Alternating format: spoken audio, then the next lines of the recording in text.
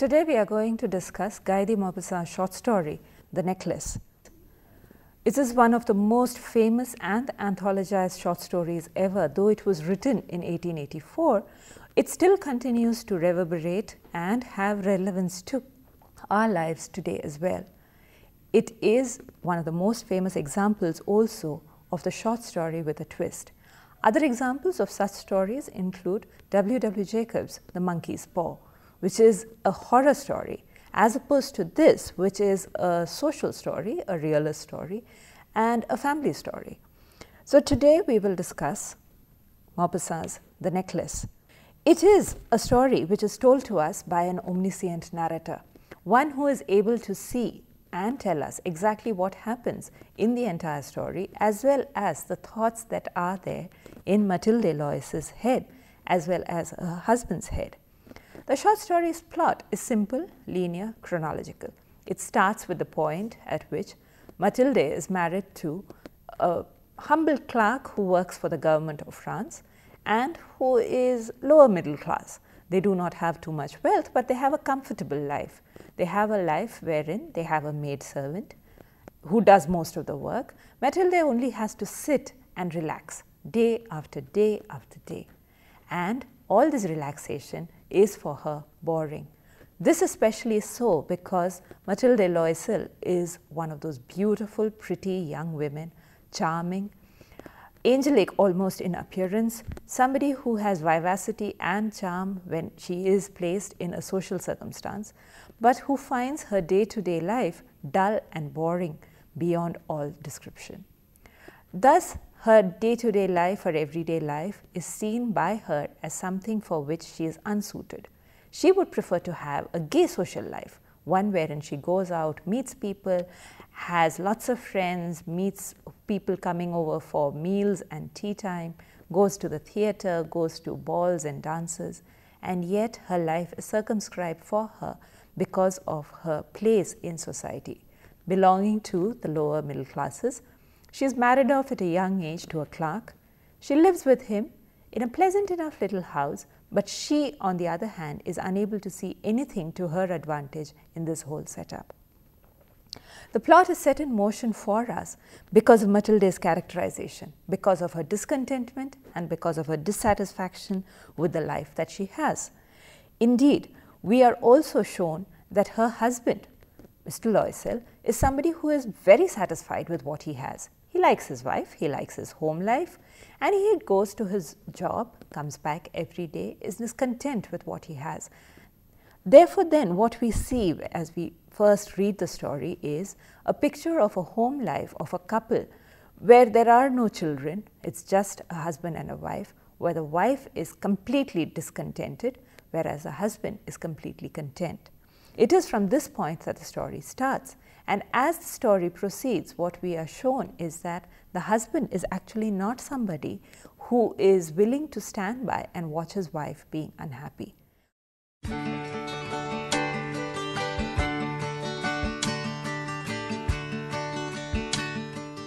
As we know, Mathilde Loisel is young, pretty, charming, but also, of course, discontent. Bored with her ordinary humdrum life, she believes that she was made for better things.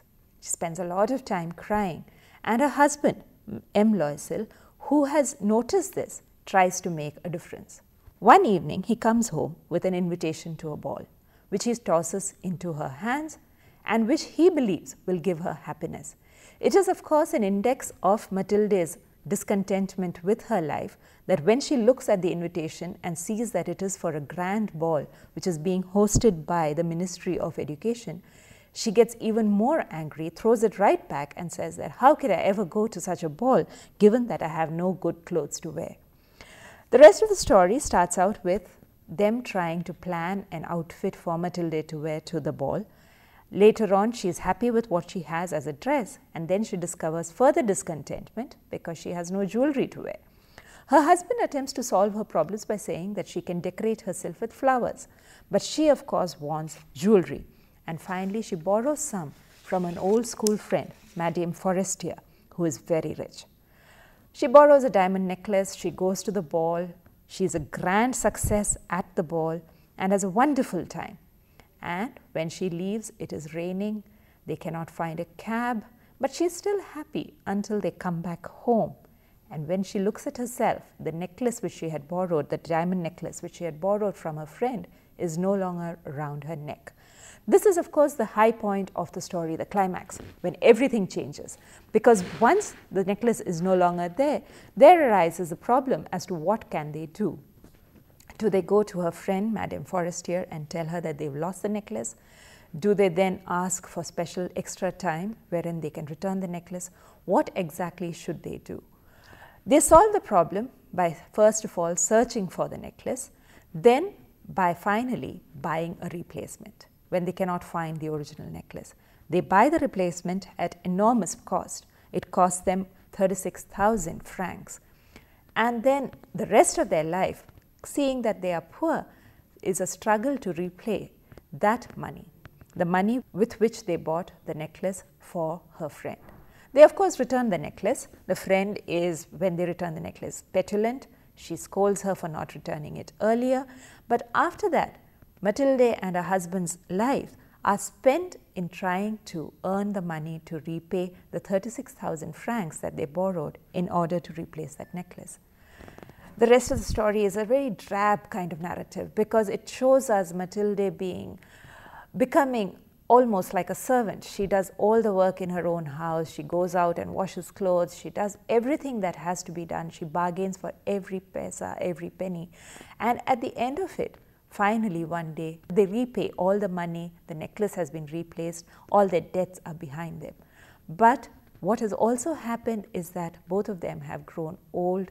They no longer are fresh and youthful. They are instead old, tired people. And they have also lost all the charm that they once had. Mathilde especially, who was seen as being charming, vivacious, is now just another old woman of the lower middle classes. It is in this role that she meets once again her friend, the friend from whom she had borrowed that necklace. And when she meets her, the friend does not recognize her.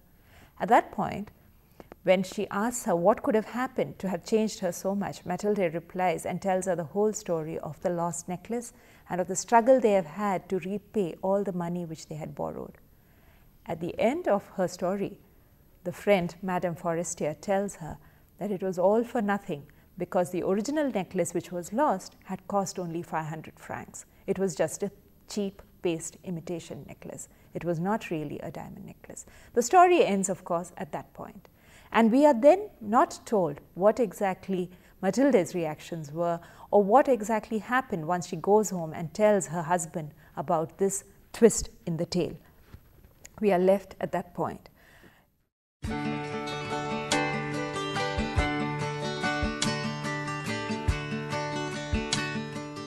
We will look at the characterization of the two main characters, Mathilde and her husband, Mr. Loisel. Mathilde is shown to us at the beginning of the story as a very shallow person. All she is interested in is her pretty face, having beautiful things around her. She is interested in having a good time and she is discontented. Dissatisfaction indeed is her major characteristic. She cannot be content with what she has. And actually, when you look at it, she does not have such a hard life. She has a life wherein she has a nice little house, she has plenty of food, she has a servant who does all the work, and all she has to do is dress up and look pretty day after day. But there is also the flip side to this, which is that she has nothing to do. This is the world of the 1880s in middle class France, wherein women were expected to just get on with living without having anything to do with their day-to-day time. So Mathilde is, as a consequence, bored, and she cannot see anything that is of any value in her life. So when we first meet Mathilde, what we see is a person who is not really a very nice person, because she does not appreciate what she does have, and instead she is always hankering and yearning after what she does not and cannot have. We see a better side of her when the ball takes place, when she is getting dressed, going for the ball. We are told that she is a grand success at the ball. Everybody loves her, they want to dance with her, they want to take her down to dinner, and she revels and glories in all this attention that she gets over there at this point. It is, of course, a problem that when she comes back, the necklace is no longer there. But Matilde's character is also then changed for us as we read beyond this point. We see Matilde as somebody who initially was shallow, but later on becomes a strong person. Once the necklace's loss has been discovered and they have borrowed money to pay it back, she does not then ask for an easy life. She takes part in everything. She does her best. She takes equal parts in trying to pay back the money. She saves money, she does extra work for money, they get rid of the servant, and she does everything that she can to help her husband to repay his debts. So then we see this transformation of Matilde as a character from the initial shallow, not very nice person to somebody who is strong, who may not be beautiful, who might be loud-mouthed, who might shout and who might try to bargain, but somebody who is a strong person and who is willing to do what she believes has to be done without complaining. In fact, the narrator of the story makes it a point to tell us that Matilde did her part without any complaint once the discovery of the necklace being lost is made. So then we see a transformation in Matilde. On the other hand, we have her husband, Loisel, who is seen as rather a colorless character in the beginning of the story. We are told that he is a clerk who goes to work, who comes back, who enjoys the life that they lead, and who likes his pretty wife and is pleased with whatever is happening in their home. But we are also told that he is not somebody who is content to the point of being oblivious to what his wife is like. In fact, he notices her tears, he sees how unhappy and miserable she is, and that is why he tries to get the invitation to the ball for her. He is also, of course, revealed to us as somebody who is selfless, as opposed to Matilde, who is completely selfish. Because when the invitation is given to her and she, of course, throws a tantrum because she does not have a dress to wear to the ball, and she says she needs 400 francs to buy a dress, he gives up the money that he has been saving for himself. He wants to buy a gun and go out shooting during the summer. He gives up that money to her, all 400 francs, so that she might then have a beautiful dress to wear to the ball. He is also, of course, seen as resourceful. When she throws her second tantrum saying she has no jewels to wear to the ball, he is the one who first suggests flowers and then later on says that she might borrow something from her friend, Madame Forestier. Later on, his resourcefulness is again demonstrated to us because he then is the one who comes up with the plan as to how they will replace the necklace. He is the one who takes the initiative, goes out and borrows money so that they can do so. And then he takes on 2 jobs, works day and night, suffers and leads a minimal life, giving up all his dreams and comforts so that he can then repay the money. So what we have then is a picture of a couple who are innately honest. They are not people who are trying to run away from the responsibilities that life has placed upon them. They are both honest, they are both willing to work hard. Matilde requires a tragedy before she comes around to this, but her husband is seen then as a stalwart character, somebody who is worthy in every way, because not only is he selfless and giving and considerate, but he is also a hard worker and somebody who is good through and through. The only other character we see in the story is Madame Forestier, who comes, of course, from the upper classes. She has plenty of wealth. She and Matilde studied together when they were at school, and Madame Forestier is somebody who has married into her own class, who has plenty of money, plenty of jewels, everything. And yet, when they delay in returning the necklace when it is lost, she is petulant and she is nasty to Matilde. So then we are left asking a question that if goodness is the prerogative of the lower classes, the lower middle classes, then is it that the higher classes are people who are nasty in and of themselves? Thus then, when we look at the short story, The Necklace, what we see is 2 characters who initially are shallow, but who need a tragedy for the true worth of their character to come through.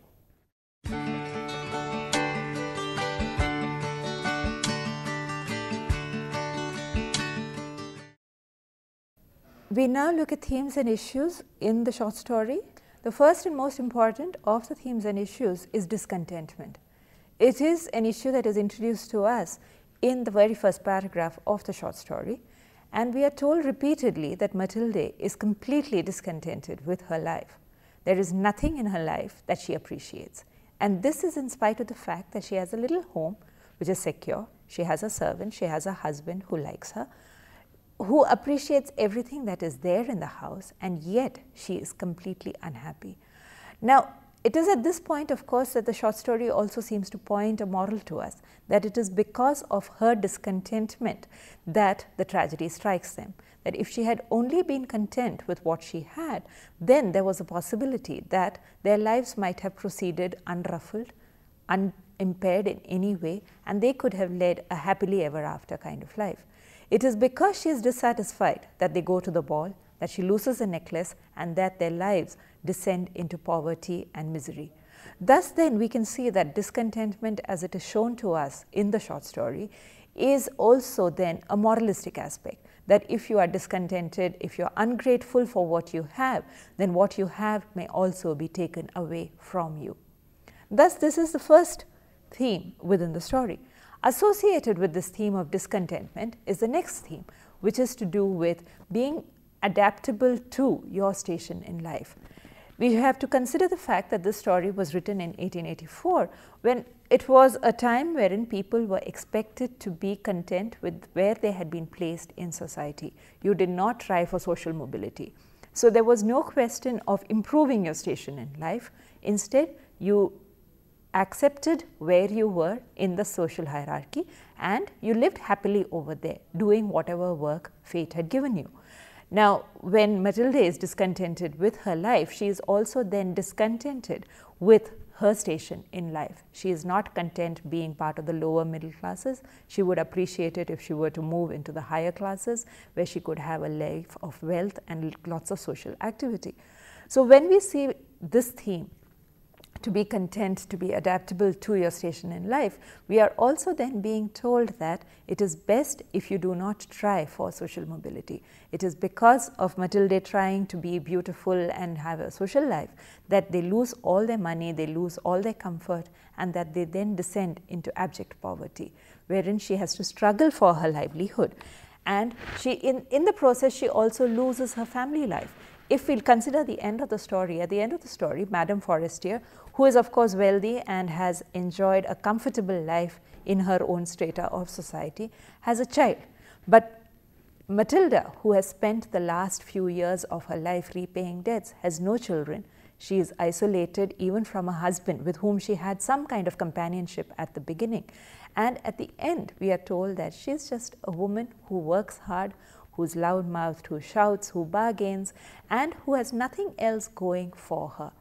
So if read in this way, Maupassant's short story, The Necklace, is then a very moralistic story as well, because in addition to telling us that ingratitude will be punished, it also tells us that to aim for a better life for yourself is not something which can be recommended, because then you stand to lose what little you might have as well. Thus now, when we look at Maupassant's short story, it is almost like a fable, because it ends with the moral of the story is be content, be grateful for what you have.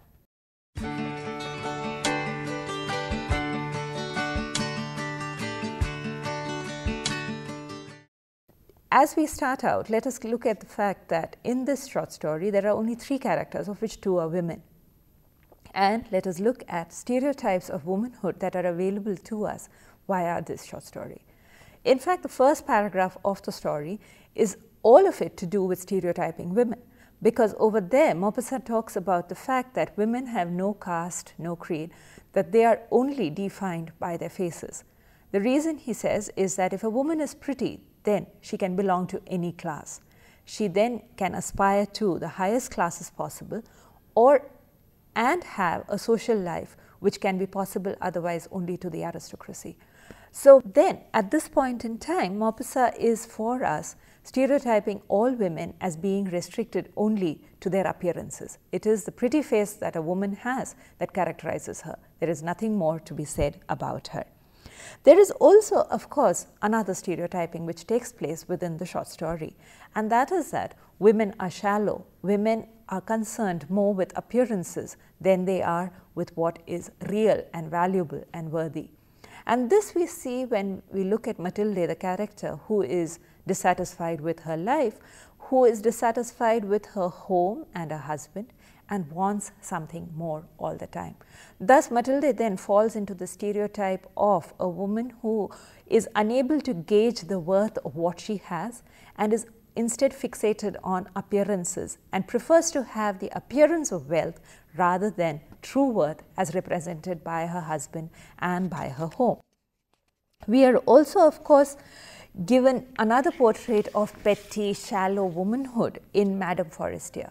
Madame Forestier, who is rich, who has lots of money and lots of jewelry, and yet who then takes objection to the fact that when Matilde borrows the necklace, she returns it late because of whatever reason and is then petulant and irritable with Matilde. So, women are then in the entire short story shown to us as being not very nice characters, that women as such have little or no worth. This is of course in opposition to her husband, Matilde's husband, who is seen as being a worthy character from the beginning itself. He from the beginning is shown to us as somebody who is kind, who is considerate, who is loving, who is also selfless, hardworking. In all ways, he is a character of good repute. He is somebody who is notable because of all that is good in him. But the change, of course, in Matilde is also another bit of stereotyping, because we are told that after the necklace is lost, she becomes this perfect helpmeet to her husband. She makes lots of sacrifices, gives up all her dreams, works hard towards returning to all the money that they have borrowed, and someone who is also proud of the fact that they have taken on a debt which they could not afford, and who is unwilling to let her husband carry the weight of that debt alone. So when she works hard and does all the things that she does do, she is then of course fitting into the role of the stereotyped good wife, who is also ideal, who will stand by her husband and help him at every point. And thus we see that the story moves from one stereotype to another. Each of the women are characterized, or rather both the women are characterized as stereotypes, and Matilde moves from one stereotype to another. So in the beginning, if she is this shallow, just a pretty faced woman, then she moves to being a good wife to her husband, which is yet another stereotype.